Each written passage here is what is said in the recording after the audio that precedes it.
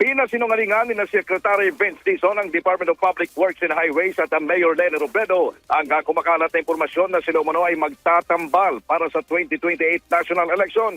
Lumabas ang isyong ito kasunod ng pagkalat ng mga tarpaulin sa iba't ibang lugar sa bansa, partikular na sa Cebu at pati na rin sa Facebook kung saan sinasabing tatakbo si Robredo bilang Pangulo at si Dizon naman bilang Vice Presidente sa nasabing halalan. Ayon kay Dizon, wag nang bigyang pansin ang naturang tarpaulin dahil nakatuon sila sa kanilang trabaho. Dagdag pa niya, hindi rin umano konektado kay Robredo ang kanyang pagbisita sa Naga dahil nakatakda rin ang kanyang pagpunta sa Quezon City ngayong araw upang makipagkita naman kay Mayor Joy Belmonte. Samantala, sinabi naman ni Robredo na magkatandem naman talaga sila ni Dizon, ngunit ito ay para lamang sa mga programa sa Naga tulad ng Oplan Kontrabaha at iba pang proyekto. Binigyan din niya na malayo pa ang eleksyon at mas inuuna nila ang kanilang trabaho sa kasalukuyan.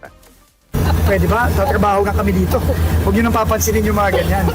In fact, what we're doing Mayor and everyone, is kailangan talagang makatrabaho natin yung mga mayors. Kasi yung mayors ang may alam kung ano yung mga problema eh. Yung national, madalas yan, malayo kami sa totoong problema eh. So, umiikot talaga kami, utos ni Presidente na kausapin lahat ng mayors. Alam niyo naman, si PBBM, governor siya dati, so alam niya yung problema ng lokal. So, in fact, tomorrow, kay Mayor Joy Belmonte naman tayo, doon naman sa mga flood control natin sa QC. So, trabaho lang kami, I'm sure.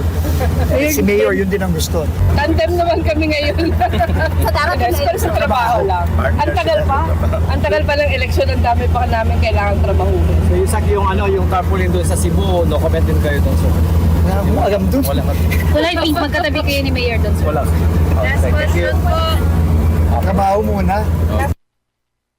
Bahagi lamang naman naging pahayag ni Secretary Vince Dizon ng DPWH at ni Mayor Leni Robredo. Kasama mo mula dito sa RMN DWNX Naga, Radyo Man Kevin Alba Tatak.